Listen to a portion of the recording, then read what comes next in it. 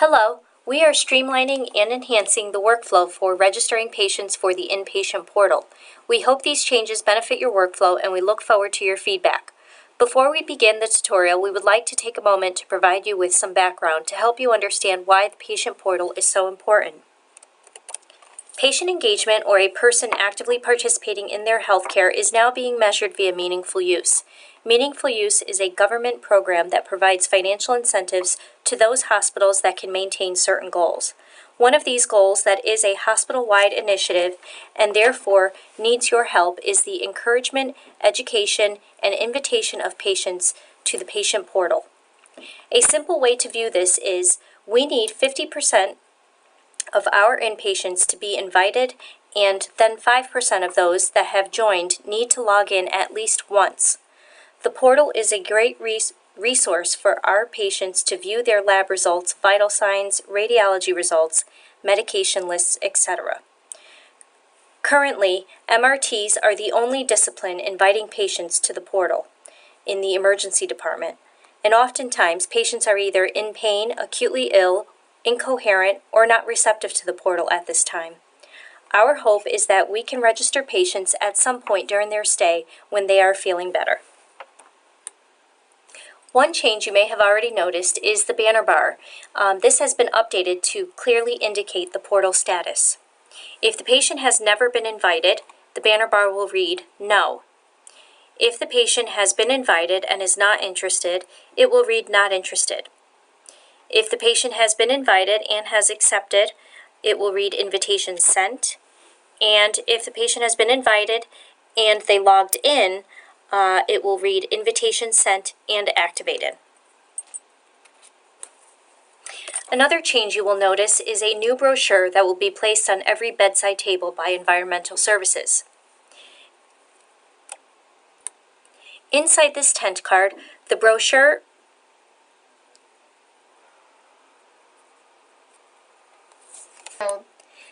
the patient will find information about the portal. At the bottom is a ticket that can be removed. The patient simply writes their email address, and a staff member can attach a patient label. Lastly, the staff member will give it to the unit secretary, who will then register the patient for the portal. However, if you have the time while at the bedside, you can simply register the patient in PowerChart, which we will demo next. Okay, so we have a test patient here who just came up from the ED, and they have never been invited to the patient portal.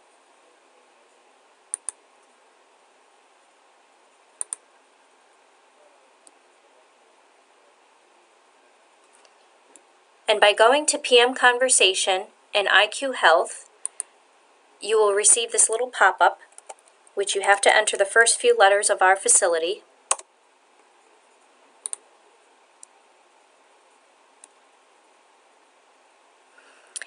And in this conversation is where you actually document the registration of the patient. So in the first field is the email address. It can appear blank, or it may have an email address already captured by registration. The next field is their answer to the invitation. The two that you want to focus on are yes, generate invitation, or not interested. And the challenge question defaults to the last 4 digits of their social security number. We want to leave that, as we can simply look up here and gather their information for the social security number fields to enter here. So in this scenario, let's state that the patient is not interested. We don't have to fill in the challenge answers, and we're going to say OK.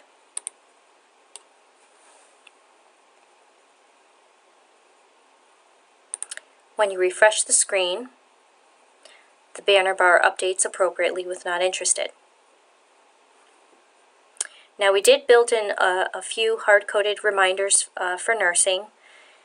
And if you go to the task list, every admission will have a portal invitation task. It is unscheduled. so it can be done at any time during the patient's day. And if you double click on it,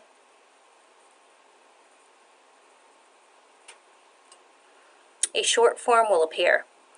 This top box pulls in information that you can see on the banner bar.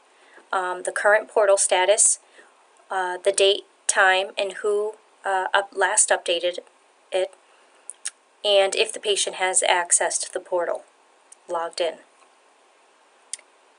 This yellow field down here states I have verified that the portal status on discharge reads not interested or invitation sent for this encounter.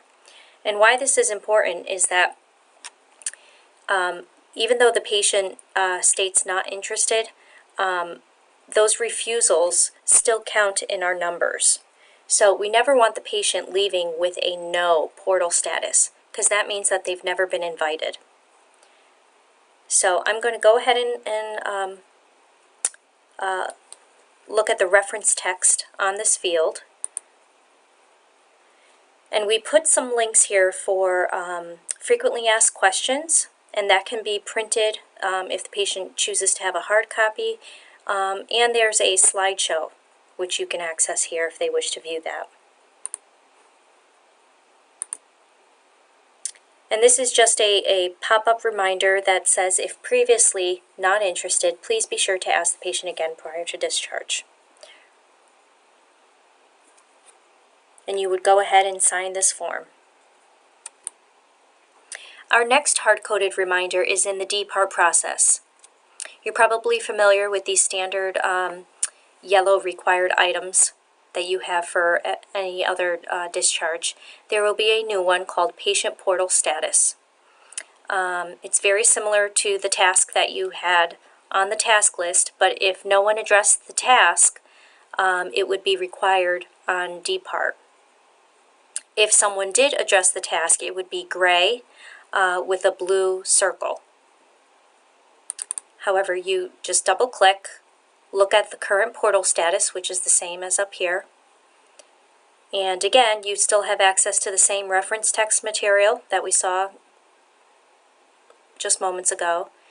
And if I select, yes, I have verified that the portal status reads not interested or invitation sent, it reminds me that if previously not interested, be sure to ask the patient again prior to discharge. Now let's pretend that this is a few days later, and now the patient is getting ready to be discharged and has their significant other with them, and they say, you know what, I would like to sign up for the patient portal. We can go ahead and sign this.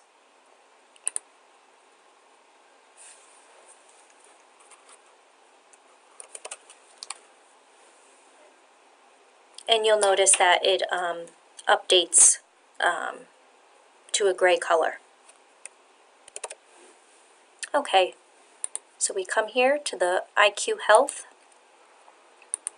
type in our facility name.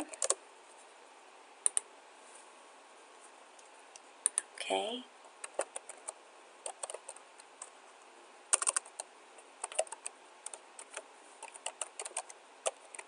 Again, either type in their email address or review it with them.